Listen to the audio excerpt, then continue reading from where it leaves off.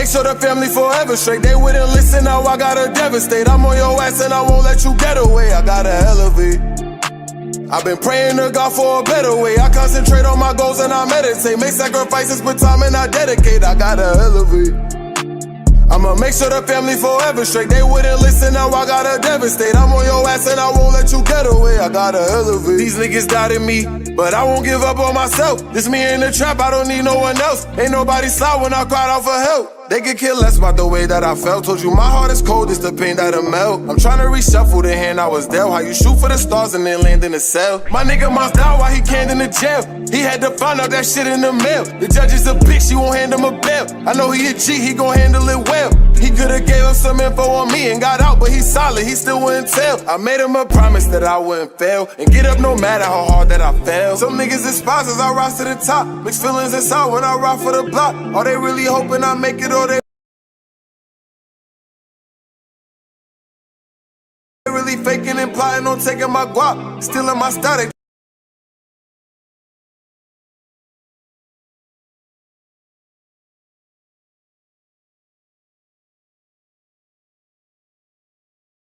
Try taking my spot, raising the stakes, I'm trying to raise up the stock. This game is my bitch, yeah, I got that on lock.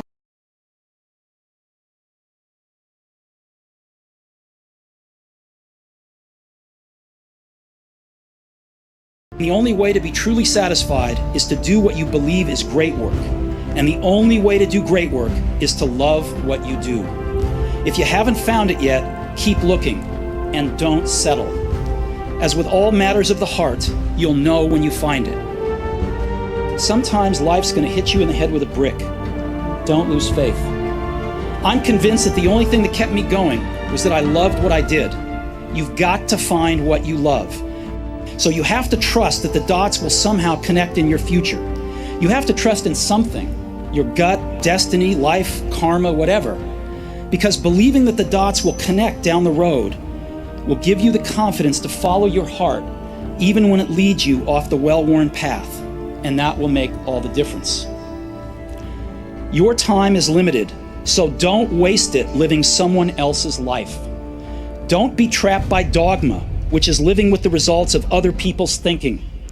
Don't let the noise of others' opinions drown out your own inner voice. And most important, have the courage to follow your heart and intuition.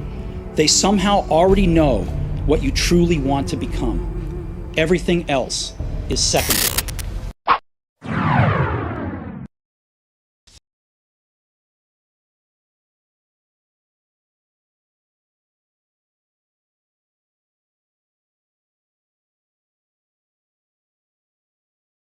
Yeah. Oh, wow. Okay. Can you all hear me now? Awesome. How we all doing?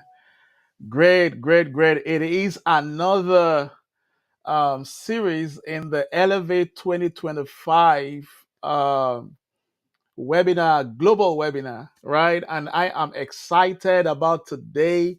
I am just looking forward to taking notes. As you can see, I have my pen here and I have my notepad because what is about to be discussed today is something that would help us become better with our health. Now, listen to me, guys. I said something to I'm sure you all know that we have um, the Real platform, Center for Real Impact, cut across different nations of the world. And I made a post just a few minutes ago about today, about what is about to happen. And I said to them that it's great to have goals. It is awesome to have plans for 2025. It is super, right? To have intentions, to dream big about 2025, to desire greater things. It's okay. I know you want to sit for that professional exam. I know you want to do your master's, you want to do your PhD, you want to travel, you want to have vacation, you want to do Santorini, you want to do Paris, you want to do, you can name it, right? And all of that. It's great to want to have all of that. You want to buy a new house, you want to buy a new car, you want to do exploits, right? Whichever level you are on the ladder of success, you want to do great, right? It's okay to have all of that. But then if the body that will ensure that everything you have set as your goal for 2025, if the body that will carry it is not fit, if the body that will run with it is not taken care of, you will crash. And when you do, all of these will crash alongside. I have seen people. Now listen to me, guys. It's very emotional for me. Last night when I was thinking about this, and you know, about 23 years ago, about 24 years ago, I was in a sitting room somewhere in the city of Kano, Nigeria, West Africa. And that morning, I had my dad with me. We were dancing, we were excited, and just all of that. And then he told his wife, my mom, that I'll be right back. I will be right back. He told her, make pounded yam for me. Pounded yam it's a local meal back in Africa, in Nigeria precisely.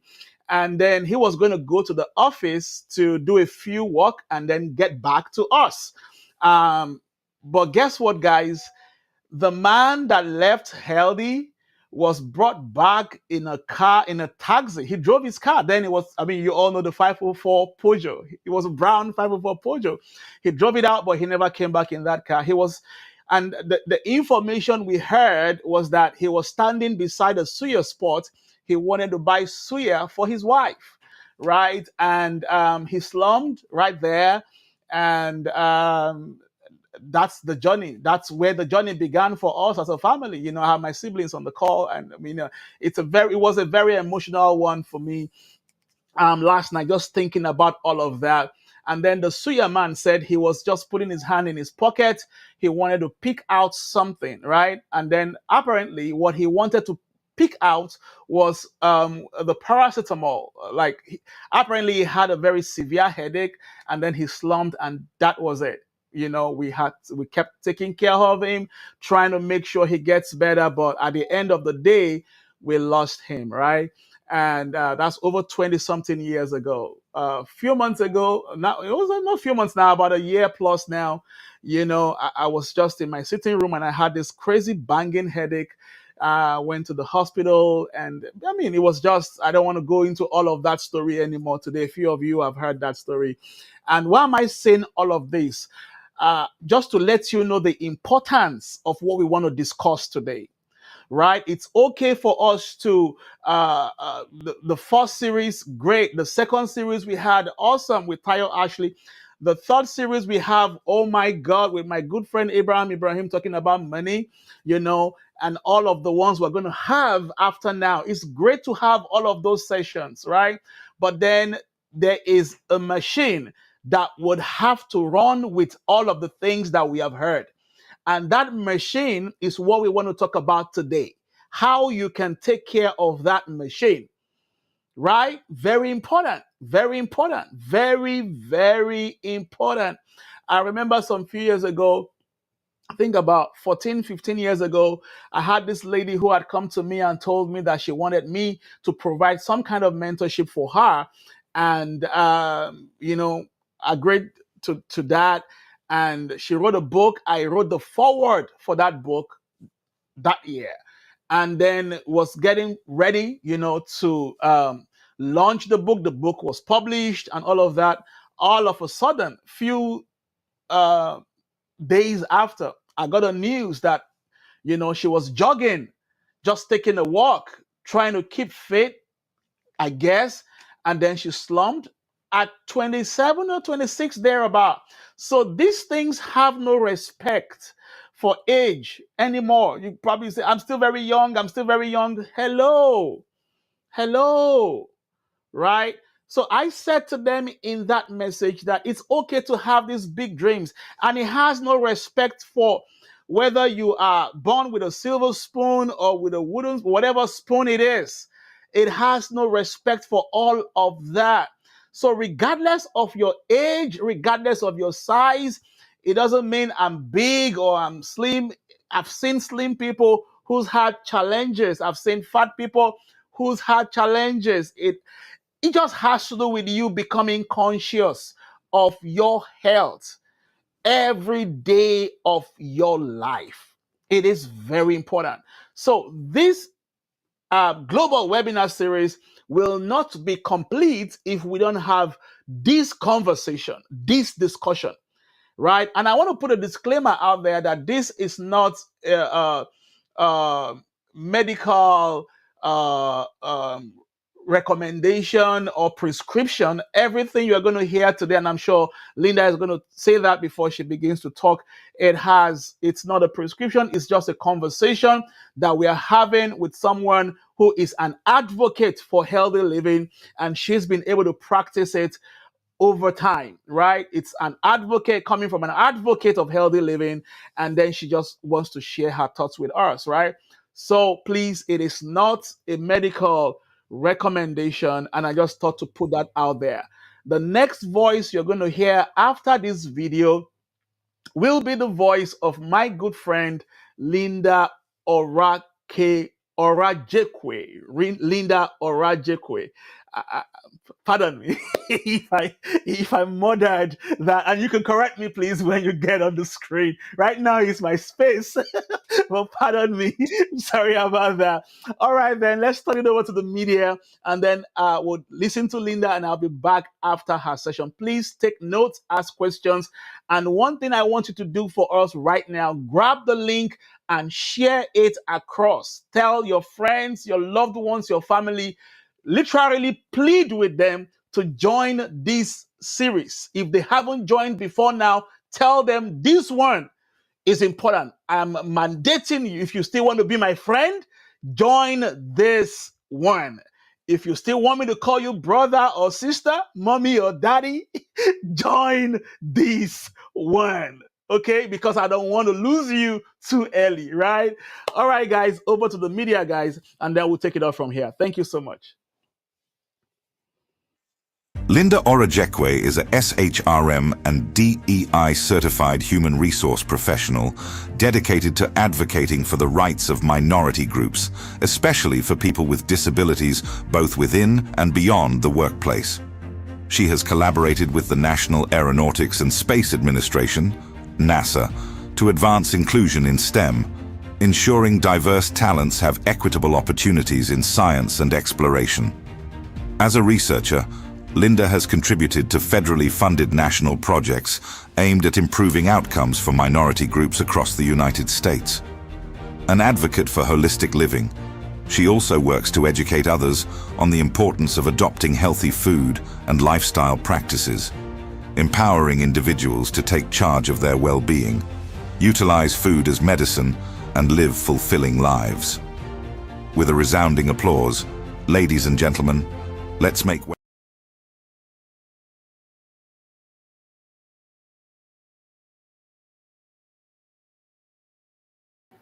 Can everybody hear me? Can everybody hear me? Perfect. Thank you so much. Thank you so much, KJK. I think I want to start with that so I don't forget. Can everybody hear me? I want to be sure that I'm actually audible. Perfect. Hi, everyone. Good morning, good afternoon, wherever it is you're watching from. Good evening, if it's already evening. My name is Linda Orajekwe. So KJK, I mean, you kind of moderate it, but you didn't really moderate like that.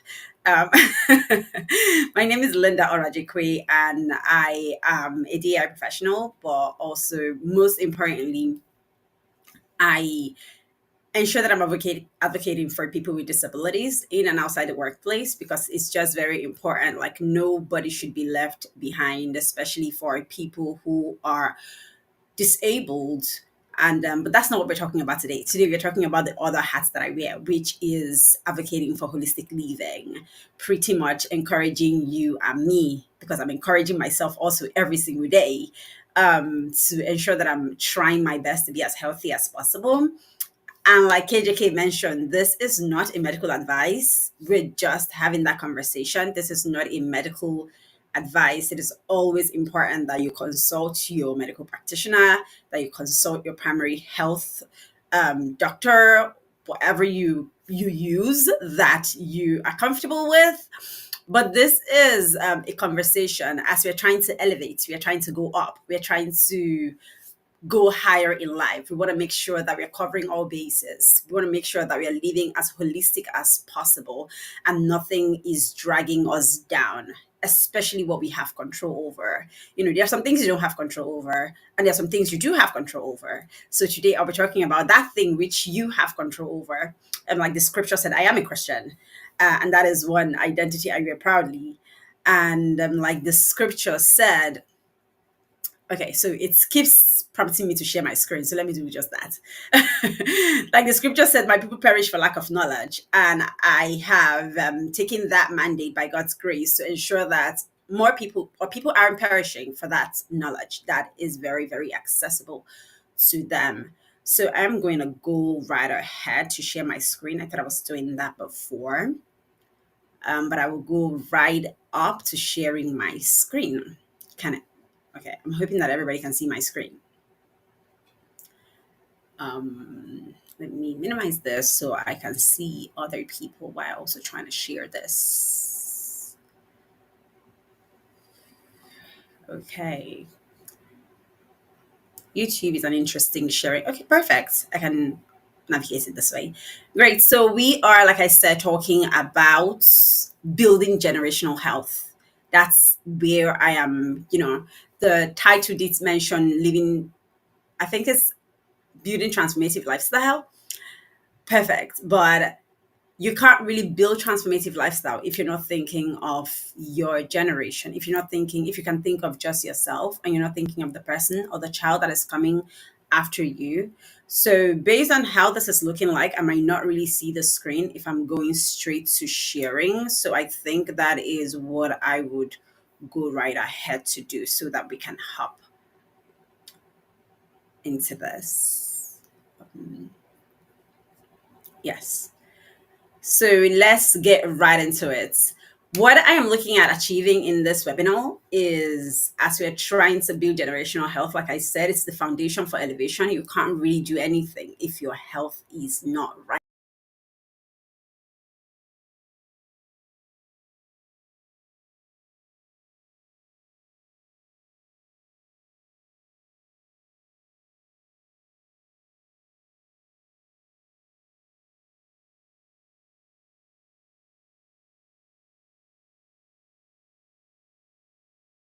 On my phone so that I can pause when I need to pause.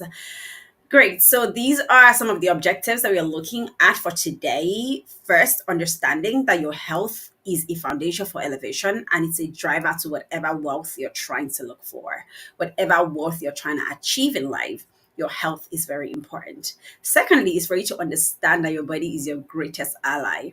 I really love talking about this because a lot of times we just think that our body is an external part of us. But like AJK said at the beginning of this video or streaming, your body is your driver. It literally gets you to where you want to go to. And it's just important that you pay attention to it and don't see it as something that is a burden. See it as something that is in love with you, just as it needs you to be in love with it. And when you're in love with something, you take care of it. So that is what your body is for, and it's be great if we have that understanding. And another is your ability to take charge of your health with simple steps. Taking charge of your health is not as difficult as many of us might think. It's not, but you just have to build that muscle, and then over time it becomes a second nature, and that's what I'm hoping that it becomes for you. So you don't see it as a stumbling block to, I want to elevate, but this is taking so much time. I don't want that to be that for you. And also elevating with faith and confidence rather than fear. Like I said, I'm a Christian, and it's in the Bible that our people perish, for lack of knowledge. But also the Lord has said, I haven't given you a spirit of fear, but of sound mind. Now, if you don't have sound mind, you're going to move with fear with almost everything you're doing, especially your health. And I don't want us to do that. Also, building generational health for your lineage and understanding God's love for you in creation and ensure that you're utilizing what He has given to you. So I'm going to go straight to the next slide. And I really wish I can see us, why I'm doing this, just to ask, how many of us have financial goal? Please drop it in the comments. Drop it in the comments. How many of us have financial goals? How many of us made financial goals at the beginning of the year? The year was coming and you're like, I got to achieve this. I got to make sure I'm making XYZ amount of money. I have to make sure that my account is as robust that nothing gets to shake it. We have all of that, but quick question, how many of you right here have made your health goals? How many of us here?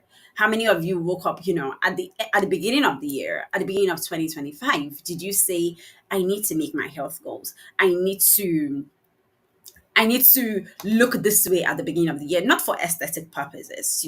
We're not looking at our health for aesthetic reasons. We are looking at our health for functional reasons. I want to feel this way. And one thing I like telling people is, do you think that the body that you have, and that is a question I would like us to think about at the end of this session. Do you think the body you have is the body that the Lord created and called good? That is a challenge I always ask myself. I ask myself that question all the time. And for me, it's a challenge. There's a way when God created us, he said, this is good.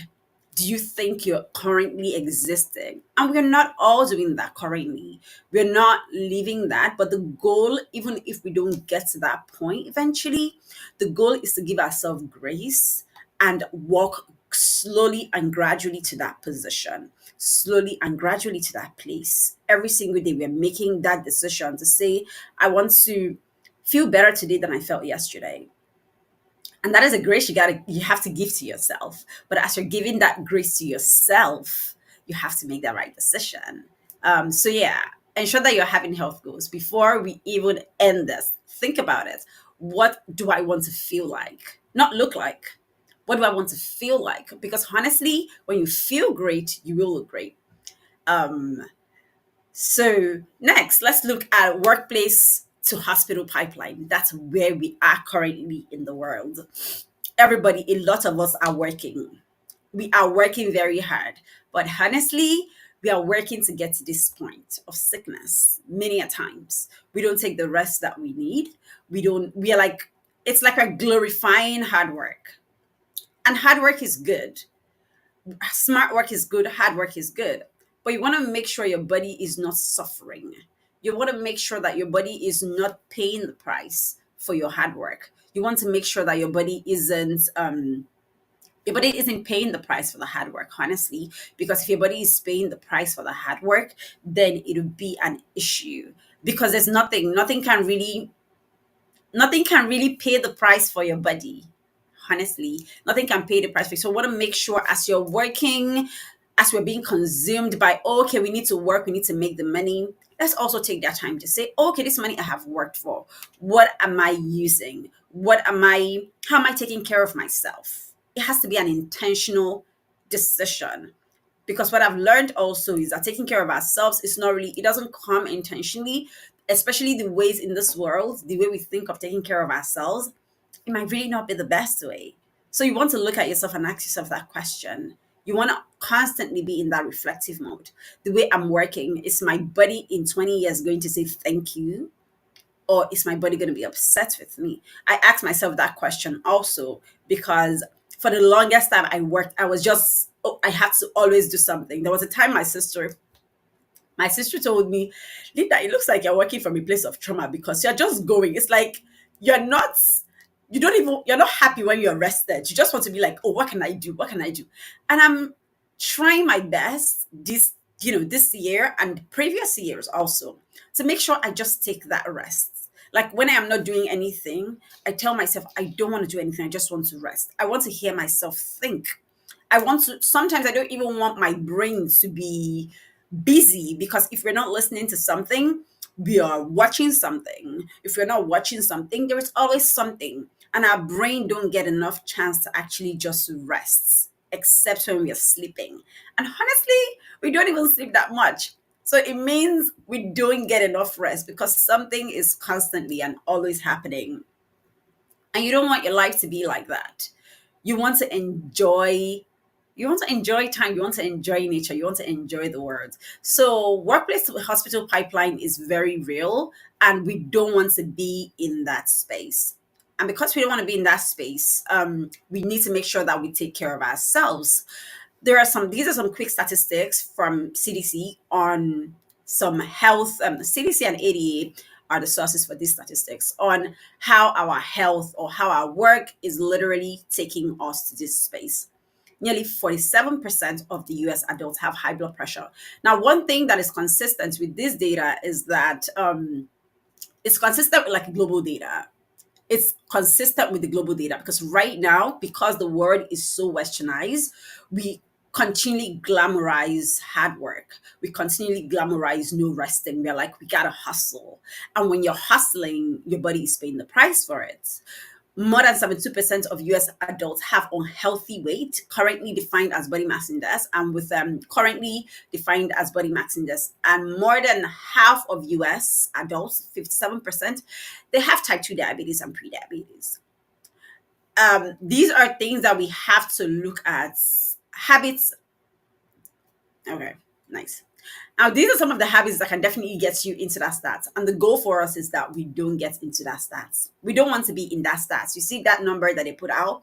Our goal is to make sure, yes, we do the work, but we get ourselves out of it. Yes, we do the work.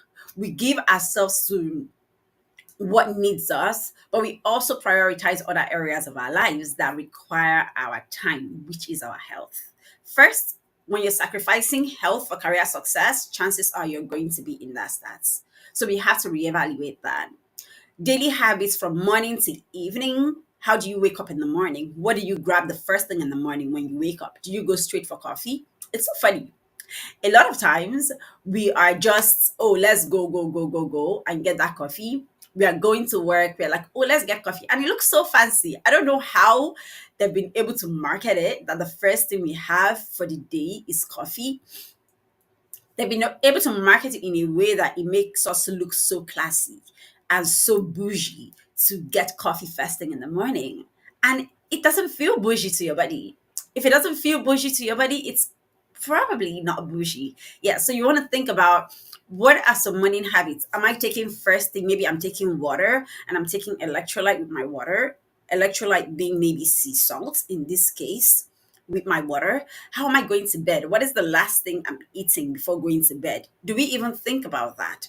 What are some of the things I am eating? So these daily habits, if you're not careful about them, they will dump you into that space, and you don't want to be in that space. And then we have celebratory habits. Most of the times, our celebratory habits involve alcohol and sugar. We're either having cake constantly, like not even, we're either having cake. Everything you're celebrating with, there's a cake there. And it's not a bad thing. Cake is good, but you have to look at how much am I having? How much of this cake am I having? And if I'm having this cake, what is it doing to my health? There's a level of sugar that your body requires. If it's more than that, it affects your health. And there have been a series of studies that shows that sugar is connected to almost every sickness that you have. So we don't want to be in that space where we make a lot of money, and the way we spend it is by investing negatively on our health. I don't know if you understand what I mean. I hope you do. Drop it in the chat because I'm definitely going to go to the chat also to see what we are saying. So please put it in the comment section. How exactly do you celebrate? Most of the time, recently there's a study that came out that alcohol is connected to most of the major deaths that we have in the US and definitely in other parts of the world, because we are all the same human being and most of the alcohol, they're made the same, right? Now, the scripture already said it. Proverbs have it there that alcohol is not for kings. It's right there in the scripture. So if you're looking to elevate, it's right there in Proverbs. I believe that's Proverb 30 or 29, because I know I read it like a couple of days ago. That alcohol is not for kings. Alcohol is for people who are already perishing because they are trying to not think about what is wrong with them. So now I understand that most of us do have it to celebrate. And there are some things you might not be able to cut off completely, but you want to think about where exactly am I headed to in my life? You want to look at what do I need to sacrifice, or what wants to sacrifice me? Are you comfortable with things sacrificing you, or are you comfortable with sacrificing those things, especially since you know that you are trying to elevate? Now, how exactly do we eat? Now, how exactly do we eat? It's very, very important, right? It's even in what's it called? How exactly do we eat? Do we eat a high carb diet? Do we eat a high fat intake diet? Or do we make sure that our meals, they are actually balanced? It's important that we are thinking about that, because if we don't think about it, we'll go right into that space. We'll go right into that stats. We'll go right into that number. And we don't want to be a part of that number. Also, lack of physical activity is very, very key. It is very, very key and can dump you into that stats. And we don't, like I said, I'll always keep repeating it, that we don't want to be in the stats. If you don't exercise, I remember when I was given, and I'm not saying this because I haven't been in these spaces, I have been in most of these spaces. There was a time I was going through my gallery and I saw myself baking. And the amount of sugar, like, I was going through my gallery and I saw the amount of sugar I was using. And I was like, who is this person? Now, I am that person. I am that person. And I don't even want to say I was that person. I am that person that used it, but now I know better. I know the harm it is doing to me. Same thing with exercise. There was a time I would say, okay, I don't want to exercise for a minute. I don't want to go out for walks. And I see the impact it had on my health. But then I had to gauge it and see how exactly can I balance it? And I realized I can't really balance it in that way. You have to move. We're created by God to ensure that we're moving. So we have to move. And also, zero attention to mental health can definitely land you in that stats. So you want to make sure that you're doing what helps your mental health. And there's so many religion, right? We have Muslims and there's a way they pray. As a Christian, there's a way I pray. That helps my mental health. There are also people who they have different ways of ensuring that their mental health is intact. So you want to just think about that. If you can't work and not give time to your mental health. So try to understand that all of these, if not paid attention to, it'll dump you in that stats. And we don't want to be there. We definitely don't want to be there at all. So next thing we are looking at, definitely, so I'm going to run through this. Now, these are some of the things that we are risking. We don't want that. High blood pressure, so much work will get you high blood pressure. It will get you stroke. It will get you diabetes. It will get you dementia and Alzheimer's, and it will get you vitamin deficiency. There are so many studies. Because of time, I did not put all of those studies in there, but there are so many studies showing that all of this, when you're working so hard, all of these will get you in that stats. All of this will make you, working so hard will make you have most of these. And we don't want that. And one thing that is common with all of this also is sugar.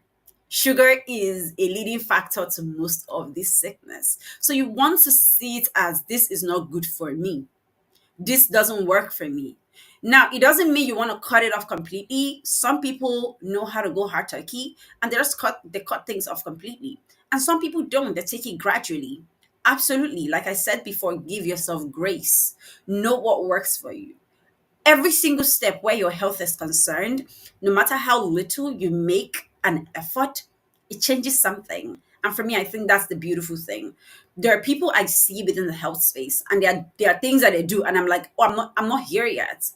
Do I want to be there? I don't know, and I'm not sure yet. But I am giving myself grace, because where I am right now is not where I used to be when it comes to my health.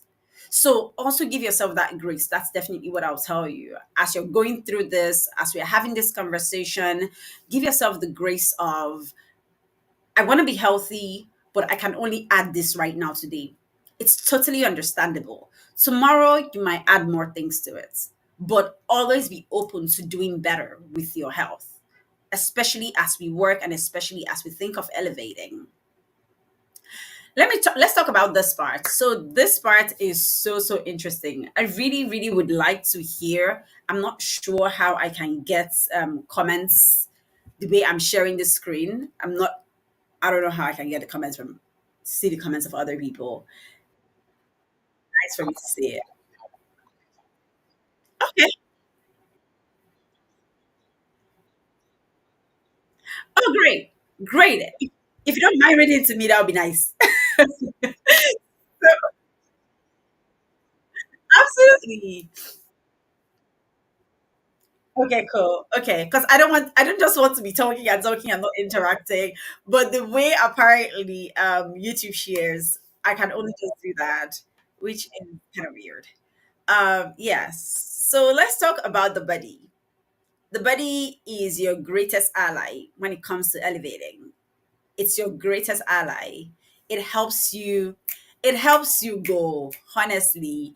And I'm saying that because I have experienced it. I have experienced low energy in a way that I don't want to experience it. And I've experienced energy that sometimes I look at myself and I'm like, Linda, this is 4 p.m. You've not had anything to eat. Like, how are you moving? And no, I don't take any medication. I don't take any medication, any pills, right? I don't take any, how do I put it? I don't take like Western, I don't know how to call it, but I'm sure I'll address it as I go in the video. Anyways, your body is it's your greatest ally. This body, you have to love it because the body loves you so much. It goes through so many phases with you. And like I said, it's the greatest part of who you are. It's created by God to support you. Honestly, whatever it is you want to be and do in life, your body has been created to support you to do that. Your body is the vehicle for your dreams. Like if you say, I want to be a president tomorrow, you can't, I don't know, Shabo. I don't think we've heard of any president that is a spirit. You need your body to be a president. You need your body. And if you need your body, you need your health. Because when you have your health, by God's grace, you have clarity of mind. A sick body will lead to frustration in achieving goals. You're just going to be frustrated because you feel like there's so much inside of me. There is so many things I want. There's so many things I want to do, but I don't have the energy to do it. You have the body, but you don't have the energy to do it. And you want to make sure that you constantly have that energy to move. You want to make sure that you constantly have that energy. And how do you have that energy? You treat your body right. You give your body what it needs. Your body has the capacity to heal, but you cannot heal without resources. Your body has the capacity to heal. Like the capacity of the body, it blows my, like whenever I think of the body anytime, I'm always wowed.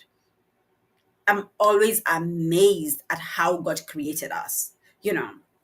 And like I always call it, it's an interconnected machine. It's connected in so many ways. There are things that are happening to you right now in your brain, but it's your gut, which I'm going to address soon. It is your gut, meaning things inside of you that is not close to your brain that is making that happen. And if you don't understand how the body works, you're going to be treating things, you're going to be treating symptoms. And that is what we've seen in most cases with Western medicine. They treat symptoms. Oh, I'm having headache. You treat it, but you're not asking yourself, why exactly am I having headache? Your body is communicating with you through symptoms. And that's another beautiful part of our body.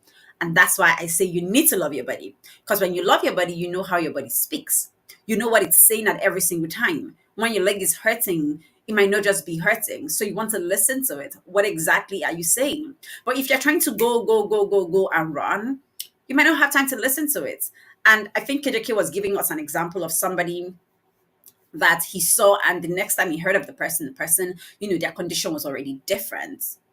That happens. It's not like the body did not speak, the body was speaking, but it gets to a point where your body speaks to you too much and you shut it up. And the various ways we shut our bodies up is by medication. Maybe your body is telling you something is going on here, there is pain, I feel pain, but you're like, take this pill and shut up.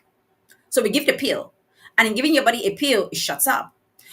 Doesn't mean the problem has gone. It just means that you don't have the capacity to feel the pain that is still there. That is a dangerous place to be in. You don't want to be there. So most times you're like, oh, we're working. We'll be like, we'll carry ibuprofen and we'll just drink ibuprofen and we'll be fine. You don't want to do that. Aside from the side effects that comes with those medications, you are also not allowing your body speak. And as a human being, we all know what it's like when people are telling you to shut up, when you don't get heard. We complain, we are bothered, and that is how your body feels sometimes. And then it shuts down. And you're like, oh, this person just slumped. Not really. The body was talking, but the person did not listen. And we don't want to be that person. Every single one of us here, you want to look at your body. Ask, what exactly is my body saying at every single time? What is my body talking what is it saying? If I see something on my body, like I said, we've not been given the spirit of fear but of sound mind, and that sound mind is to make us think, is to make us say what is happening, is to make us think critically. Now when we think critically, we'll address the root cause, and that is the whole essence of all of this conversation that I'm having today, is for you to find the root cause. What is the root cause of what is happening? Why am I feeling the way I'm feeling? If I have a business meeting to attend, but my body feels weird. Why does it feel weird? What can I do about it? Yeah, so it's just very important, like I said, make sure you're listening to your body so we don't become part of that statistics. Great. So drop it in the chat again, like I said, who wants to build generational health here? Drop it in the chat. I will definitely be looking at the chat later because I cannot. I'm banking on KJK to be transmitting what y'all are saying. But drop it in the chat. Who wants to build generational health? Generational health is very, very key in life. It's so important that how your kids are seeing you builds how they see themselves, especially where health is concerned. So let's quickly look at what generational health is. I think that's the next slide. Oh, GOTS. Great. Yeah, so when you're looking at your generational health, we want to look at what your health legacy is, because absolutely there are some things that you want to be thinking about. Anything that has to be generational, it means you're leaving something. And when you leave something, that's a legacy that you've dropped. So what kind of health legacy? I feel like that's where you need to start, especially if you're thinking of building generational health for the generational wealth I'm hoping that you are going to create through the elevation. I mean, not you. We are all going to create. Linda, you have to include yourself. The generational health wealth we are all going to create through this elevation. I'm hoping that we think about generational health too. We don't want to work so hard for money and we don't have the opportunity to enjoy it when we are old. We don't want to work so hard for money, which for me is the sad part. We don't want to work so hard for money, and then when we get older, not even get older, because older feels like far, but even in our young age, we start using the money we've worked for to treat our bodies, which when you think about it, you'll be like, I have it, I should use it. Absolutely, it should be used, but there's so many other things that it needs to be used for. It shouldn't be for a health that could have been controlled and should have been managed better. And that's the charge, and that's what I'm asking us and pleading with us to do today. Like after this, just think about it. How do we manage our health better so that the next generation, our kids, the people around us, even maybe not our kids, will say, I want to, because of this person, this is the legacy this person dropped. This is the legacy I am seeing from this person, not even dropped because you are still alive. This is the legacy I'm seeing from this person that I want to take and use for myself so that it can help me. So first, what kind of legacy are you dropping for your kids? Are you the person that is working with no care for health? Is that the category you find yourself in? Are you just going, and your kids never see you as, oh, my daddy, my mommy, or even your brother and sister, they never see you as, oh, this person is trying to take care of their health? Or are you that sick person that is constantly managing, you're just managing and popping pills, and you're like, it's going to be fine. Or you feel like, we have just one life. Let me just work and work and work. Or are you that person that I see as a beacon of health, where you're proactive with your health and you're supporting your health using God's resources and nature? Because it's there for us to use. We don't want to perish because we do not know.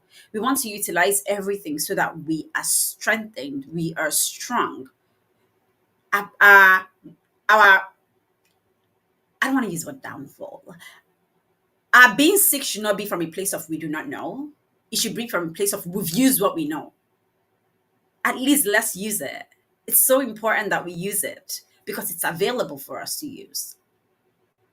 So let's quickly look at this important parts as we are looking at the legacy that we're giving and the legacy that we're leaving for our kids and building generational wealth and health. Your gut is so important. I wanted to make this slide come after, but it is so important we look at the gut health connection of our lives. Your gut and your brain. I talked about the interconnectivity of the body earlier and how everything connects. That's the amazing way the Lord created us. That's the amazing way God created us. But we have to look at how can I take care of my guts to make sure I'm taking care of my brain? There are a lot of people who are dealing with brain fog. A lot of people are dealing with brain fog. They'll be like, I don't know. I'm just like when it gets to 12, I'm just like a lot of people are dealing with brain fog and they're using coffee to spike. Coffee gives you that, you're just very active for that minute and then you get a crash. But you don't want that. You want sustained energy. And you can get sustained energy when you take care of your gut. You can get sustained energy when you take care of your body. Your gut is the roots of your health. Honestly, there are so many parts of who we are, but your gut is the root of your health. And as this picture shows us, the picture as I'm looking at it, is my right. the way this picture shows us the image right here, this one, your gut goes from your throat, which is your mouth, down to your anus. That's how long your gut is. It means whatever it is you're feeding it, it is also sending things to all of these various areas. All of these various areas of your body. And this is why, like I said here, the sign of a healthy gut is your body and your skin. So through your skin, you would know if you're healthy. Through your skin. Through your skin without using things on it, you would know if you're healthy. The way you poop and the way you eat, how synchronized they are will make you know you're healthy. A lot of people, they poop maybe once a day after eating. They poop after eating like 3-4 meals for that day. That doesn't show a sign of healthy gut. And sometimes some people poop like maybe once a week and they're very comfortable with it. No, it means that a lot of things inside of you that is actually rot that you need to get out of your system. You don't want to keep things in your system that is not meant to be there. You want to have an easy flow. You see the way this is? If things aren't flowing, there's a problem because it means that it's going to be clogged. Things are going to be clogged around. And when things are clogged around, they're going to be feeding your other parts of your body things that aren't supposed to be fed. And then we have armpits and body odor. Those are signs of bad gut. Sometimes we feel like, oh, the body has its odor, absolutely. But then there are odors that we know we are using perfume to really, really suppress it. No, you got to let it smell because as it's smelling, it's a way of communicating something to you that something is not right. And then we have mouth odor. Some people think, oh, morning breath is a normal thing. Morning breath is not a normal thing. It's not. There is a way your body is meant to. When you have that morning breath, which is mouth odor, it means something is in your gut that is not right. And we have to fix that. And it's important that you fix that. So I'm going to go right to the next slide and let's talk about how you can fix that so that we can build a healthy gut. Because when you have a healthy gut, imagine all of this food feeding this brain. Honestly, you're going to think, well, like you're going to be clear, like your thoughts are going to be clear. Now, as Nigerians or Africans or different parts of the world that we're in, there is a way that you need to eat. Like the way you need to eat, honestly, across culture is the same, but you have your own variety of meal that serve that purpose. As a Nigerian, there are things that work as fiber. In fact, I think Africans eat a lot of vegetables. Other parts of the world also eat a lot of vegetables. I'm very limited in the amount of places in the world that are available. But then we know that the Mediterranean diet is very high in veggies also and fiber. So you want to look at what exactly in my culture works this way. What exactly in my culture meets this kind of image to ensure I'm feeding my body right. But then again, in terms of building a healthy gut, building and supporting, because you don't just want to be, you want to make sure that you're maintaining and you want to make sure you're supporting it. Is first detox or cleanse. For me, this is always where you want to start from. But then again, before you do this, you want to do what I will be addressing, I believe, what the next slide is. But detox and cleansing is very, very important because you want to take out the backlog. You want to make sure that nothing is right there. Imagine something is already bad. I think there's a proverb that says you cannot make a pig clean, or you cannot beautify a pig. I can't remember what that proverb is, but it's just something as similar as that. If something is already rot, you want to get it out before you start building new things. You don't want to add beautiful things on things that's already rot. It's not going to be effective. That's the word. Proper hydration is very, very key. And for me, proper hydration is not just water. Like when you drink just water, it doesn't hydrate you as much as you hydrating with maybe herbal teas.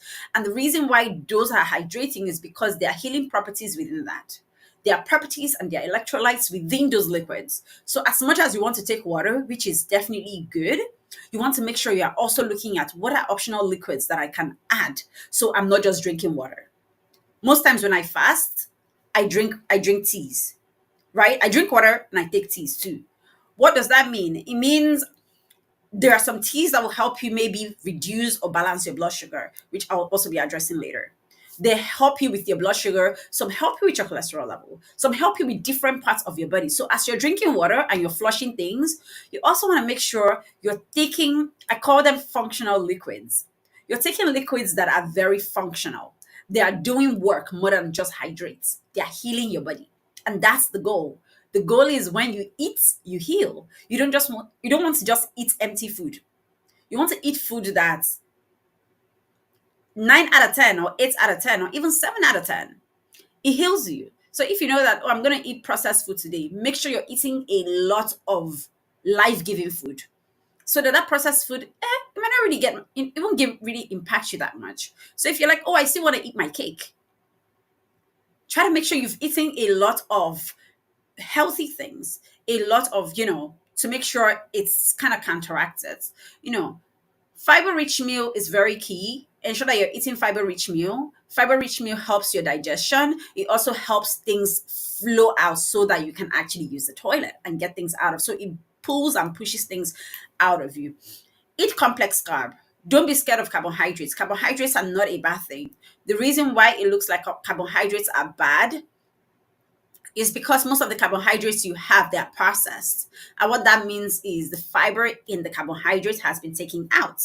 So when fiber in carbohydrate has been taken out, it becomes simple sugar. It becomes simple carb. So it elevates your blood sugar the way a sugar would elevate your blood sugar. But if it is a complex carb, and in complex carb, I mean the fiber is still in it. If I'm not sure, I hope people here, maybe abakaliki rice, or black rice, or even beans. It's a complex carb. Beans is a carbohydrate meal, but it's complex carbohydrates. It means it has other things other than the carbohydrates. For that reason, it slows down the spiking of your blood sugar. So maybe your blood sugar wants to spike to like 500, God forbid. Anyways, it'll spike to like maybe 100, right? It won't go that far. It'll just creep to that space. And that's what we want, because honestly, the blood sugar is always going to move. It's going to elevate. But the goal is, as it's elevating, you want to make sure you're eating something that is bringing it back, or something that is not making it elevate as it's supposed to. Also, zero sugar diet. I don't always, when I talk about health, I don't say, maybe you should eat a little sugar. Because for me, it's always like I'm encouraging them to eat a little poison.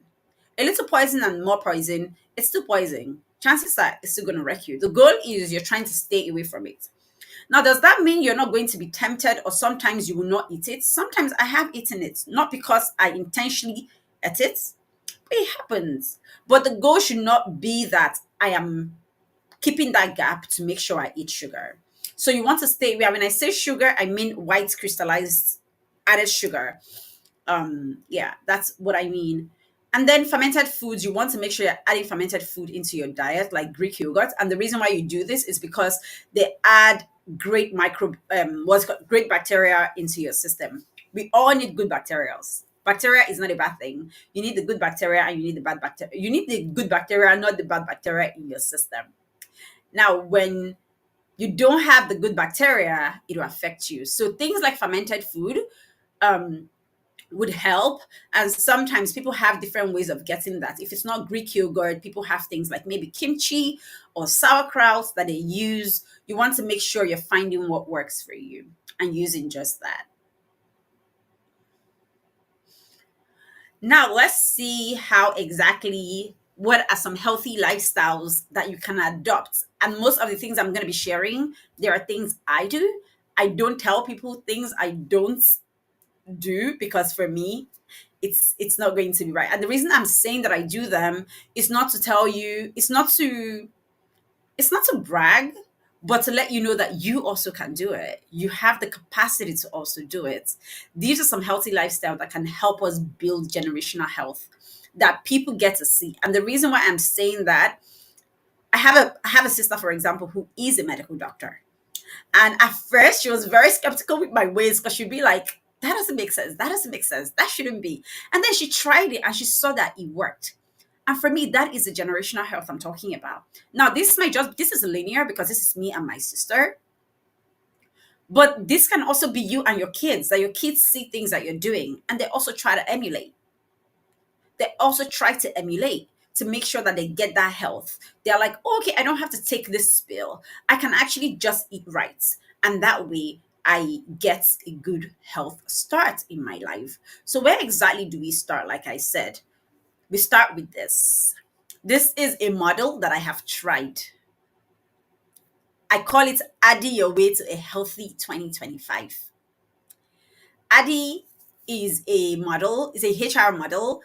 It's an organizational development model, pretty much, that almost every organizational development professional uses to build organizations. So if you call an OD professional to say, come and work on my organization, a DI professional, come and work on my organization, this is the model that they will likely use. And this is what exactly that model is. And I have tried it for my health. I tried it last year, especially for my health. And it worked beautifully well. And the way it worked, it reduced drastically the level of fear I had where my health is concerned. And that is why I do what I do right now. That is why I talk about it, because I know that it worked for me. And the prayer is that it works for every single person. So the first thing you want to start with is to assess. Assessment is so key with your health. You want to assess to know your baseline. And how do you do that? You go and get lab tests done. I remember last year I wasn't feeling too well, and I was very scared. And I went to the hospital to make sure that I get tested. But when I remember the night before I went to the hospital, which was 29th of January, because that's when I went to get checked. 29th of January, I went to get checked. Yeah, 29th. So on the 28th, I was just lying in my bed. I was very scared because I was like, I have no idea what this is or why I was feeling the way I was feeling. And I felt like we just heard the Holy Spirit say, it's a good thing for you to know. Like, don't be scared, because knowing helps you know what you need to do next. And that is why, like I said, I always bring out this model. Like, knowing helps you know what the next thing is. Knowing is not a bad thing. Getting tested is not a bad thing. After that, I've remembered a lot of people telling them, oh, go get tested. And they'll be like, for what? Why am I getting tested? I'm like, so that you know, because there is something beautiful about knowledge. My people perish for lack of knowledge. We don't want to perish. So because you don't want to perish, you want to know first. So you start with assessment. Go to the hospital. That's one of the perks of Western medicine. That's one of the perks of technology. They can tell you what is happening in your body. Those things that you're ignoring, that your body is telling you, I feel tired, I have brain fog. That's your body's way of trying to be your lab, but you don't want to use it. So go and use the lab that is right there. Let's use it. It's there for us to use, especially if we have the capacity to do that. Whatever part of the world you're in, try to get tested. Assessments, go to the lab, say you want your comprehensive blood work done. Comprehensive blood work, they check major things for you. It is so important that you do this. Now, the next thing is to diagnose. They tell you what exactly is going on. And on this phase, I will tell you, make sure you're reading your test. A lot of people don't read their tests. They just receive it. I was talking to a friend the other day and I was asking him, and he said, "Oh, my doctor said I need to lose weight." And I said, "Oh, okay, is something wrong with your blood sugar?" And he said, "No." I'm like, "So why are you losing weight?"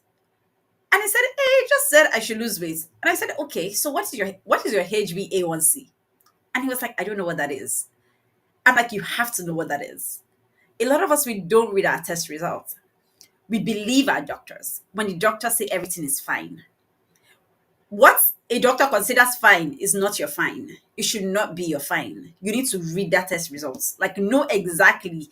I always do that. Like, when they give me my test result, my sister is always like, "You're spending too long on this thing." I'm like, I gotta know what everything is. I have to know what is correlating. What did I change in my diet? What is spiking together? What is reducing together? You have to know all of those information. Now, it doesn't mean you need to nitpick. Don't nitpick. Don't obsess over it, but have knowledge. Know why things are the way they are with your test results. If you know why things are the way they are with your test results, it helps you know how to implement or how to do the next step right here, which is the design. The next thing you do is design what you need to do. When I was informed that, oh, okay, I don't like saying I had prediabetes. So when I was informed that, I always tell the doctor, my doctor is, I always tell her there's prediabetes in my body. It needs to get out. Or there was, it needs to get out, but I don't have it. It's not something I am owning. I don't own sickness. So yeah, so when you know what you're designing. You know that, okay, when I heard that, I was like, okay, I'm definitely not gonna eat sugar again. Like, I did cold turkey, but then, like I said, not everybody can do cold turkey. Not everybody have the capacity to do cold turkey. So sometimes what you can actually do is reduction. You might just say, oh, okay, I used to eat X number of sugar before. I'm going to reduce it to the baseline, because you're meant to, I think you're not, as a human, 20 grams of sugar is what our body can handle. 20 to 25 grams is what our body can handle. It means for the entire day, for your entire meal, whatever that is, it should not exceed that. Now, you can now look at it and say, oh, I've been doing 50 grams of sugar, because if you look at your Coke diets, if you look at Coke, you'll see that just one can of Coke has probably 35 grams of sugar. I don't know the exact amount, but it has a lot of sugar. So you want to look at, okay, if I like drinking Coke, is this where I'm going to get my sugar for that day? Am I going to drink half of that and know that everything I eat, there would be no more sugar? Or am I going to get my sugar from somewhere else? So that's what you need to, like, you need to now design what works for you. This is very personal. This is personalized. You have to know what exactly works for me to make sure I drop whatever test result I have seen to the normal range. And next is to implement. The whole essence of doing all of these is so that you can implement it. You don't want to just go through this process and then you get to this process and you're like, whatever. No, that's not how we are going to build generational health. That's not the lifestyle we want. That's not how we are even going to elevate. We want to make sure that we are implementing what we've seen. It shows your body that you likes it. You like it. I love you so much, so I'm going to take care of you the best way I can. And that's what I'm encouraging every single one of us here to do. That when you've done this, I'm hoping that you do go get tested. You see what is happening. You design and you implement. And after implementing, you evaluate. You want to know if what you've done works. You want to know, okay, based on what I reduced, did it work? Or do I need to make further adjustment? There was a time I went to the hospital. I was eating a lot of coconuts because, I cannot eat any other snack. And I'm like, okay, I'm just going to eat coconuts because I really love coconut to start with. And I was eating, I'll buy one entire coconut and I'll probably finish it in like 2 days, the entire thing. Or even that one day, I'll just be snacking on coconut and snacking. And then I read somewhere that coconut, when eaten in excess, elevates your LDL. It's not good for your LDL, which is your bad cholesterol, but when eaten in excess. I was like, my test results will tell me. Now, after doing all of this process, I repeated this, right? When I evaluated, I went back to get my tests. I went again for assessments to get my test. When I got tested, I saw that my LDL has increased. So I knew that, okay, there's something here in this coconut. Now, what did I do? I reduced it drastically. It means I probably eat one coconut, say maybe once a week. Or I'll eat coconuts maybe I can't even remember the last time I had coconuts when you think about it, right? But I have coconut water in my house that I know, oh, I have to take that because I want to take that, or because it's a very good way for me to hydrate.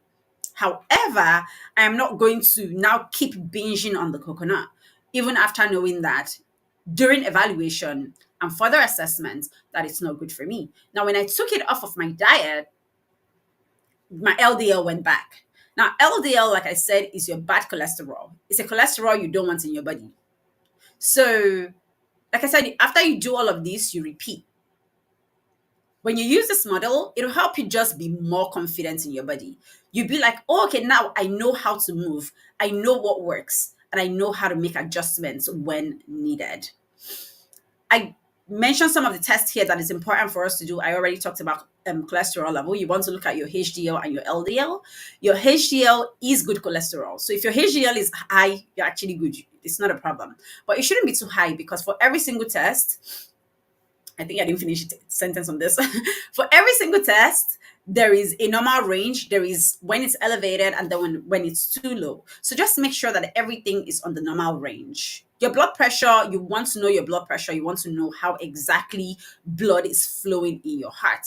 Now, these are tests, like I said, that you need to, they are vital tests that you need to do. Your vitamin D, you want to know what it is. A lot of times, things that are wrong with us, it's not sickness, it's just vitamin deficiency. God, being so merciful and kind, has given us the sun, but we know that we are not all going to the sun all the time. The sun, anybody will tell you, is the best source of vitamin D that you can get. But not everybody goes to the sun, especially now in the United States, where everywhere is cold. Even other parts of the world, places are cold. Now, when it looks like the weather is good, the sun is still your best source for vitamin D. But when the sun is not available for you to use, you want to make sure you are taking your vitamin D supplement. But you want to make sure you get tested first, like I said. Get tested first before you take this, because you don't want to not be tested and you're just taking it randomly. A lot of us do it sometimes. We just go and we say, oh, we are buying multivitamins, and we take multivitamins. The risk of that is you might then be taking a vitamin that you don't need. So maybe you have a lot of iron in your body. Now, when you now take multivitamins, because sometimes they put a lot of things together, when you take that, you're giving your body more of what it doesn't need and less of what it needs. And that way it's not proper. It's not even a good organizational development model. If you do it in a company, the company might wreck. So don't do it to your body. So you want to also try your iron level. Your iron level works for your brain health. So these are things that really works for your body. Most times our bodies are made of minerals, right? Vitamins and minerals. And when vitamins and minerals are low, you get sick. Now you want to make sure you are treating those vitamins and minerals, and you can do that with food. You can do that with herbs. There was a time, quick story, my iron level was very low, and I was giving a medication, an iron medication, definitely. And I took it for a couple of days. I realized that, when I took it, I didn't even take it a lot. I was just taking it, randomly. And I went to the hospital, and it was actually, my iron level came back to normal. Now, on further research, because I was wondering, like, how did that, especially with the way I took it, how did it still help my iron level? Now, on further research, I realized that we're not supposed to take iron. We're not supposed to take iron, like the milligram of iron you're meant to take shouldn't be more than a certain level. But what I was prescribed was way more. And we don't want that. You don't want to give your body more than it needs. Now, how did I resolve that? Personally, like I said, you have to always consult your medical practitioner. Personally, I had to go use herbs. So I figured out, okay, what are some herbs that I can use for my iron level? And I used those herbs consistently. I went to the hospital. My iron level was great. But guess what? The herb also did other works. And that's the beautiful thing about herbs. It supports you in other ways. Now, the herbs that I was using, it also helped purify my blood to a way that I could see it in my skin. That's okay. There's something actually going on here than just iron level. So you want to look at most of these areas, try to get tested, make sure you're looking at this. And then we have magnesium. A lot of us are deficient in magnesium. A lot of people have magnesium deficiency and they don't know about it. We feel like, oh, okay, there are some things that have magnesium that I eat, but your legs, we have things like muscle pull. When you have muscle pull, that's an iron deficiency. It's not anybody that is doing in your village. Nothing is happening. There's no spiritual thing going on. It is just magnesium that your body lacks, because magnesium is responsible for over 300 functions in your body. Magnesium is responsible for your nerves. Like for your nerves to work properly, you need magnesium. Now there are different kind of magnesium. Usually magnesium glycinate is preferably because your body can absorb it better. And the same thing for vitamin D. When you're taking vitamin D, especially if you're not getting it directly from the sun, you have to take it with calcium, which is called D3 and K2, because that way it helps absorption. And then this is HbA1c. Now, this is most times a lot of people go to check their blood sugar level. This, I don't know anybody here that is listening to this. This is very, very important. This is what you need to check, your HbA1c. Sometimes some people say, oh, my blood sugar is fine, but they didn't check their HbA1c. Your blood sugar level will give you results of today. So if, let's say, I've not had anything to eat and I go check my blood sugar level, it might say my blood sugar is 80, which is a normal range, or 85 or what, that's a normal range. But if my blood sugar level, if my HbA1c says something different, then there's actually a problem. So your HbA1c is what you need to go check. I'm going to run through this right now because I think time is going. Your HbA1c is what you need to check. It checks your blood sugar level from 2 months to 3 months.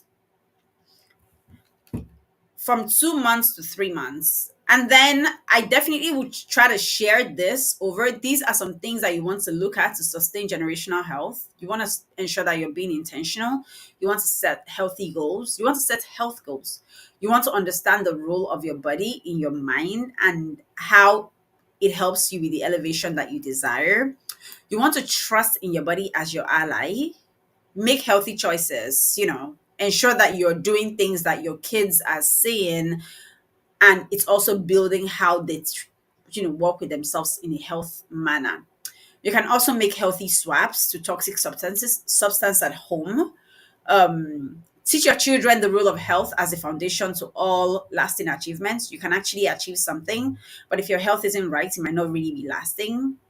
And then you need to redefine your means of celebration. It's so important that you redefine your means of celebration. How are you celebrating? When you win that lottery, when you win that grand deal, do you go on, do you go on a splurge? Do you drink? Do you eat things that your body can't really process or that harms your body? Or do you actually do things that work well with your body? And also look to God for healing. He has created food and herbs that will support us. We just have to use them. These are some tools. These are some things that I personally use. Almost all of this that you can have in your house to make sure that you are at the optimal states. These are some things. These are easy to get. I know KJK was telling me, Linda, make sure the things that you have in the herbs, they are things everybody can actually have access to. So yeah, ginger, turmeric, clove, all of these things are very, very useful. Recently, I had crazy sinus, like my entire face and nose was clogged. And turmeric, black pepper, ginger, these were things I used consistently for like a week. And then I had oregano oil that I was using and it cleared. I haven't used medication in over a year. Like I haven't used over-the-counter meds other than those supplements that I talked about for over a year, not even ibuprofen for my health, because there are some of these things that actually help my energy and my body be the way they're meant to be. So if you want to take a screenshot of this, absolutely. If you want to go back to watch it later to just ensure that you're looking at this, but try to get this in your house because they will definitely help you. And this is just recap as we wrap up. Learn absolutely the language of your body. It is so important that you know what exactly your body is saying at every single time. Start your day with lemon and water. It will help you. It helps in the detoxification of the liver. So it will help you reduce health risk. Eat more life-giving food so that you can feed your gut right. Things like fresh fruits, vegetables, herbs, seeds, and nuts. So if you know that, "Oh, I'm always snacking on something," try to have a lot of nuts in your house. I try to do that. I am a snacker. I just Once I start eating, because I sometimes I don't eat for a very long time, like intermittent fasting. But when I start eating, I want to snack. But I have nuts in my house. So I know every single thing I'm snacking with, they are helping my body. Adjust your screen time for better eyes and your brain health. This is so important. I wish I could get into this, but I cannot. Reduce your reliance on pills and seek natural alternatives. If you know that you're having things like sinuses, for example, you have toothache, go and take things like clove, lemon, turmeric. Those things will help you greatly than over-the-counter meds that will also deteriorate your health further. So yeah, I have gotten to this part, which I feel like this is where I can now see people's face by God's grace. So thank you all so much. I hope, thank you very, very much. KJK, can you hear me? Can other people hear me now? Okay. I can't hear you if you're saying something. I hope I was audible all the while. Okay. Still cannot hear you if you're saying anything. I can hear you. Can you hear me? I can hear you now. Perfect. All right. Awesome. Good, good, good. Wow. You give value, man. I wish you could go on and on, but then we I don't wish have. you so good. I know time. Yes. Yeah, we should do more. This is good. This is good. We have a few questions and Sure. a lot, actually, not few. We have a lot of questions, but Okay. unfortunately, we may not be able to take all the questions. Uh, Okay. while you were speaking, we have the Slido, and people just kept dropping questions. Um, let's just go straight into it, and just if you can just be just precise, Absolutely. yeah, so we don't take all the Mhm. time. Someone said that the liver is the miracle organ of the body, Yes. serving as a detoxifier. What Mm-hmm. is the effect of the detoxification meds we take on the liver? And I'll just put in there, is there any other thing that you could suggest that we don't have to Absolutely. take meds for the liver? When you say detoxification medicine, so I would not encourage you to take detoxification medicine. So except I don't know what the medicine you're talking about. Is it like a Western pill or you're talking about? So there are different ways of detox, right? You can do herbal detox. Herbal detox is taking things that are specifically meant for the health of your liver. Hmm. There are things that are, yes, like dandelion, for example. And people might not know dandelion here. Dandelion is, if you're in the US, dandelion is what you see around your house that looks like a weed, but it's not a weed. It's very, very good for your liver. It's very, very healthy for your liver. Now, drinking it can definitely help your liver. Now, your liver is your detoxification system. But if you've eaten a lot of things, that already makes you have fatty liver. So imagine your liver has done its work of detoxing and detoxing and detoxing. However, you are eating so much. Even if you are Superman, you are going to get tired. So that's Hmm. exactly what happens with the liver. So it gets to a point where it gets tired. So when it gets tired, you want to make sure you are detoxifying most of those things out of, right? Hmm. Um, do you want me to share the screen? Because I keep saying that option for me to share screen. No, I So think you, good. you Good. have so the liver's work is to detoxify. However, the things that we eat, there are two things that you shouldn't eat together, which we actually eat together. It is fat and sugar. Fat and sugar being together, it causes what it shouldn't cause in your body. That's why you have things like insulin resistance, Can you right? give an example of a fat and sugar food? Oh, cake. Oh, Cake is really? fat and sugar. Oh my Cake is God. fat and sugar because you're adding butter, you're adding sugar, you're adding, Whoa. yes. Fries is fat and sugar because your fries, like almost everything we eat is fat and sugar. Oh my God. Yes. That's Almost scary. everything you eat is fat and sugar. So when you eat that, your body can't really process it as it should. It's not a good mix. So most times when you're doing cleanse, they'll tell you don't take fats or don't take sugar. Don't take fat or don't take sugar, because when those two things come together and they merge, they don't do good things in your body. Wow. They're not the best of combination. So Yes, you can do you go fat to and eat out veggies. and you're doing fries and mashed potatoes. Exactly. Do you understand what I Wow. mean? Yes. Mm, So most okay. of the things that we eat is fat and sugar. All And right. fat and sugar being in our system is not helpful. So in answering your question, absolutely you can try to cleanse the liver. There are people who do fruit cleanses instead. And fruit cleansing is just going on that fast, what you would call maybe a Daniel fast, where you are just eating fruits, Mm, or fruit fast, right? So you're just eating fruits and fruits and fruit throughout that period. What it does is there's no fat in your body, so things are going out of your system. And the fruits are also trying to help rebuild your liver. So things that needs to fall off, they fall off. yeah, let's go to the next one. How much sugar content or percentage should someone 40 and up take for generational health? I'm, Sugar content, I'm over 40. Uh, how much sugar content or percentage? I know you had mentioned that yes, 35%. it's 20 gram. Yeah, it's 20. Usually they'll tell you 20. Usually they'll say 20 gram of sugar. I would tell you, if you can stay off of sugar as best as possible, or do 15-gram max. 15 is very little. Okay. 10, 15 is little. But if you're already aging, Hmm. sugar is not your friend. So you want to do complex carb. Complex carb is still Okay. sugar. So just Yeah. cut it off, kind of, right? But if you cannot cut it off, not everybody can go cold turkey. Right? I understand that. Not everybody can go cold turkey. So I won't say don't be miserable, but there is also a level of sugar. Dates, for example, can be a replacement. Dates is Okay. sweet. So you can do dates. Nobody is saying Oh, now the yeah. reason why you can do dates. No, we don't want you to not eat sweet things. God created sweet things for us to eat it. Hmm. So you can do dates, but dates does not process in your body the way simple sugar processes in your body, because dates Okay. has fiber. So fiber will not spike your blood sugar, right? And if Hmm. you want to do sugar, there's also a way you can eat your sugar that it doesn't spike. You can eat your simple carb with protein. Ensure you have protein. So things like maybe avocado, you want to add a fat, and yeah, you want to add vegetables, right? So there's something called clothing your carb.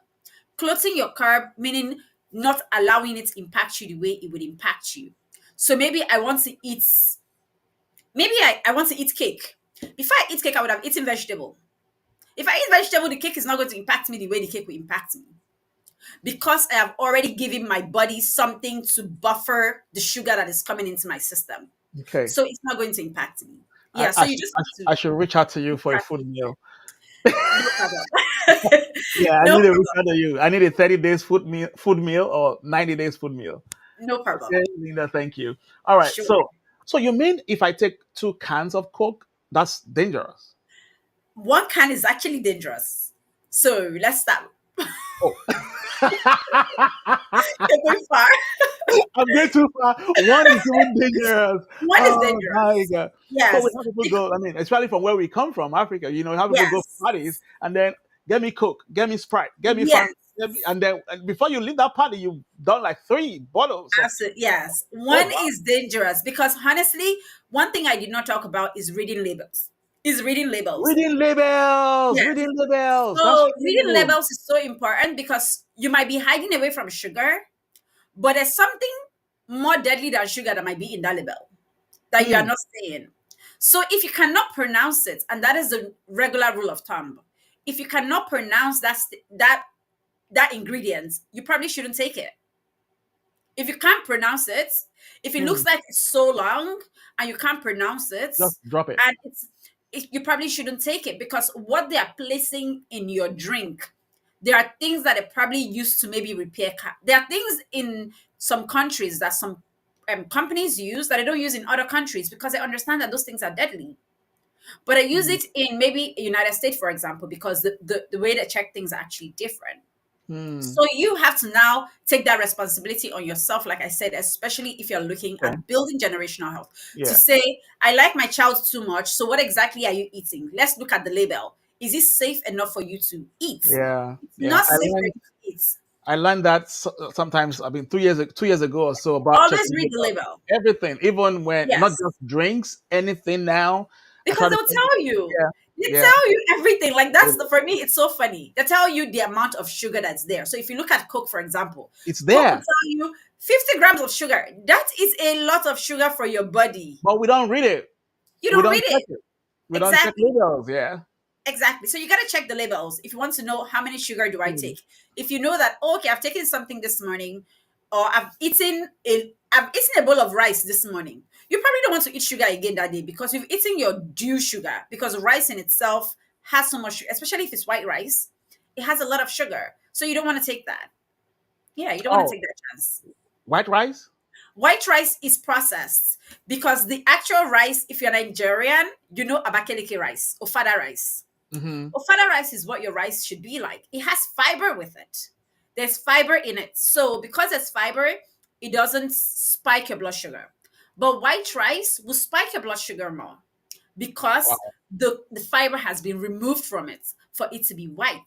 So Hmm. if you want to eat things like that, which I think Africans and other parts of the world, honestly, they're We do a actually lot of smart white. We do a in lot of white doing rice in Africa. Actually, a rice lot and of white rice. stew, right? Yeah. So you do rice and stew. When you do rice and stew, it's not going to be a lot. But we make the mistake of not eating vegetable. We'll put coleslaw. Coleslaw is not vegetable because Really? coleslaw still has. It is, but it kind of has a lot of the mayonnaise already defeats the purpose Oh because when you wow. add mayonnaise to it, mayonnaise has its own sugar. So what are we doing? Do you understand what I mean? Yeah. Yeah. I So you understand. have to read labels and make sure that okay, as I'm reading these labels, I'm not exceeding my daily amount of sugar. But it's also a way you can eat rice. If you refrigerate your rice before eating your rice, the sugar what's it called? It becomes a complex sugar. It doesn't affect you the way it will affect you if it's just fresh rice. Okay, so if I want to eat rice, I like rice. If I want to eat rice tomorrow, now I cook it today. I keep it in the fridge Yes. for tomorrow. Perfect. Then I Yes. will, There've been I can studies. warm it and eat. There are studies on it, yes, that it works. It Okay, doesn't impact your cool. blood sugar. Yep, Thank you. Thank you. absolutely. Someone said the last we have a lot. The last question. Sure. How often do you advise that we go for medical checkup? Oh, every 3 months. Every 3 months. Yeah, That's what I do, right? yeah. I do it every 3 months, like 3 months, especially with your blood sugar. Your blood sugar, because it checks every 3 months. I talked about HbA1c. HbA1c, most people say, I've gone to check my blood sugar, but they are checking blood sugar that is just that 1 day blood sugar. And that 1 day blood Oh. sugar is not your actual blood sugar. If I don't eat today and I go to check my blood sugar, maybe I fast all through and I check my Mhm. blood sugar in the morning, it will not be, it might give me 80. But your HbA1c, that's what everybody needs to check. Your HbA1c.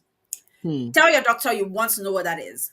Now, when you check that, it gives you data for your blood sugar for the past 2 to 3 months.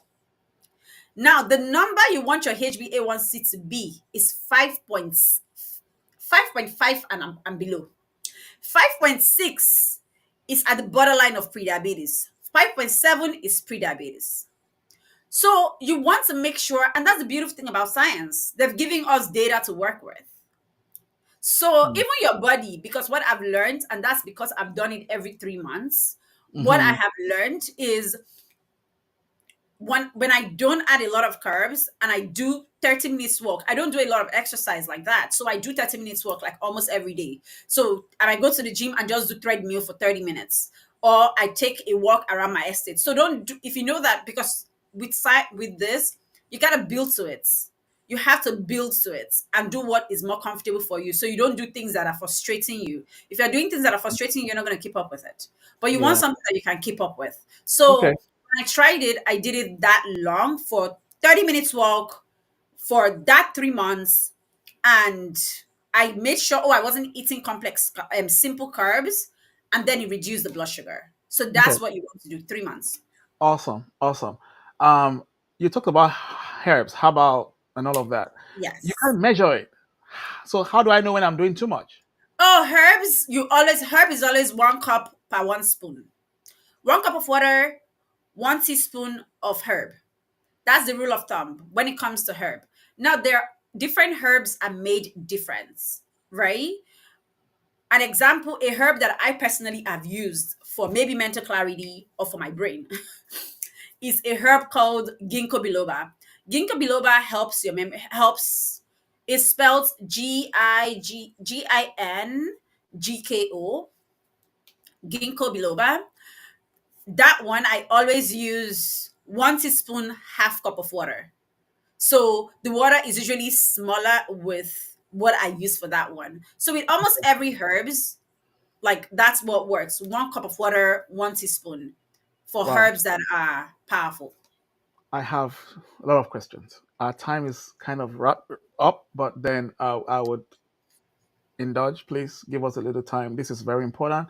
How can busy professionals incorporate healthy habits into their daily routine? Very busy professionals, just at a high level. At a high level, start with, I think I mentioned it, start Yeah. from the simplest place. Lemon and water is a good place to start. So let's even start from there. Start with lemon and water. You can do that in the morning. Now, let me use myself as an example. There are things I have around my house. So one way or the other, I must make healthy choice because I take off anything. A friend of mine came the other day and she was upset because she was like, Linda, I needed sugar. You don't have sugar in your house. I'm like, I can't have sugar in my house because I know I don't use it. Because having it means I will use it.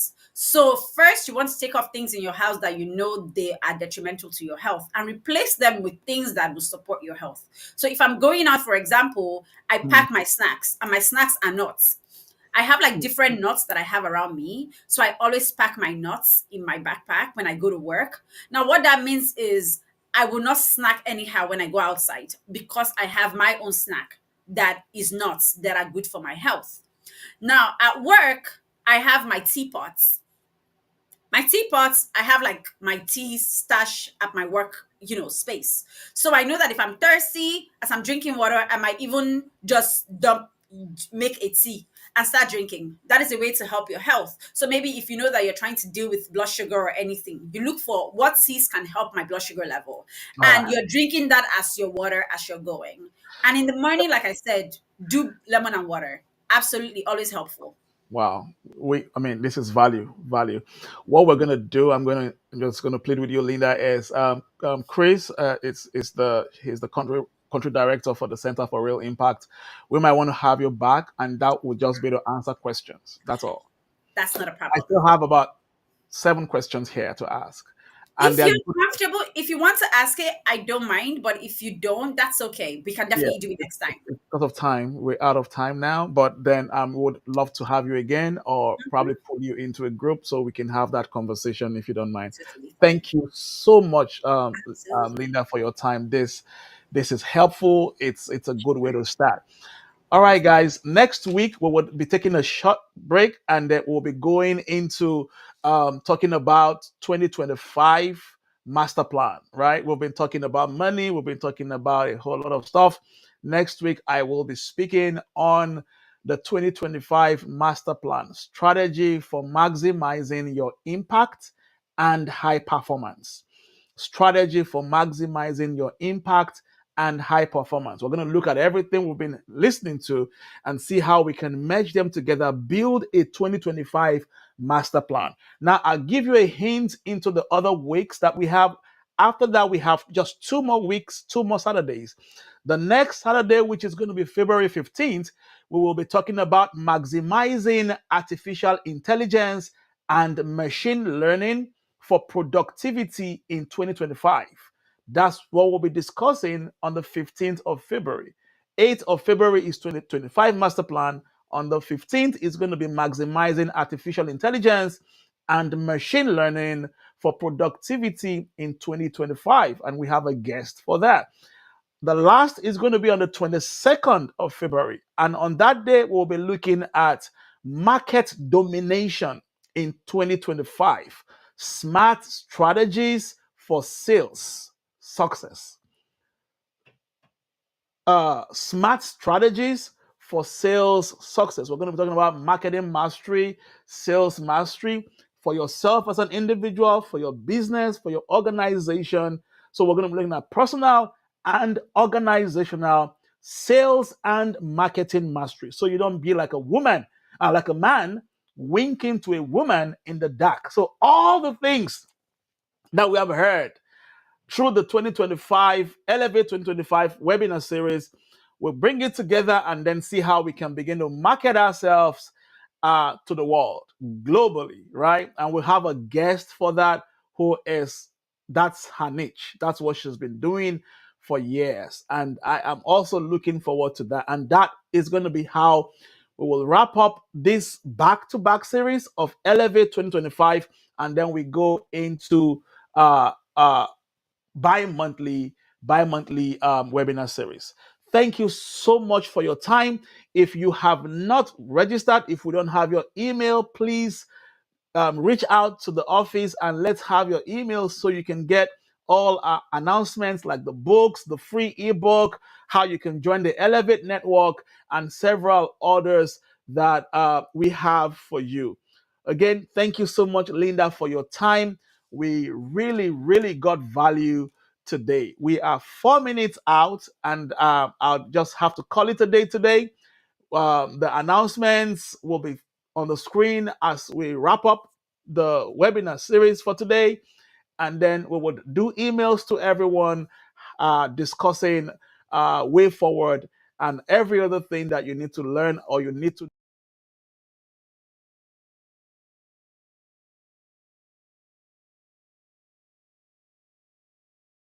box. Have a good night rest. If you are going to bed already, have a good afternoon or good morning, wherever you are joining from. Thank you for your time, and I will see you next week, Saturday. Bye. I gotta elevate. Gotta elevate. I gotta elevate.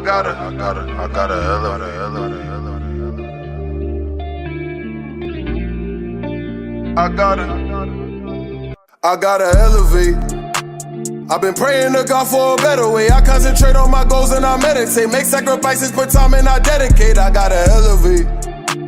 I'ma make sure the family forever straight. They wouldn't listen, now I gotta devastate. I'm on your ass and I won't let you get away. I gotta elevate.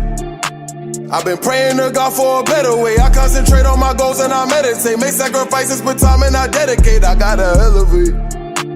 I'ma make sure the family forever straight. They wouldn't listen, now I gotta devastate. I'm on your ass and I won't let you get away. I gotta elevate. These niggas doubted me, but I won't give up on myself. This me in the trap, I don't need no one else. Ain't nobody slide when I cried out for help. They could care less about the way that I felt. Told you my heart is cold, it's the pain that'll melt. I'm trying to reshuffle the hand I was dealt. How you shoot for the stars and then land in a cell. My nigga must die while he canned in the jail. He had to find out that shit in the mail. The judge is a bitch, she won't hand him a bail. I know he a G, he gon' handle it well. He could've gave up some info on me and got out, but he's solid, he still wouldn't tell. I made him a promise that I wouldn't fail and get up no matter how hard that I fail. Some niggas despise as I rise to the top. Mixed feelings inside when I ride for the block. Are they really hoping I make it or they really faking and plotting on taking my guap? Stealing my style, they try taking my spot.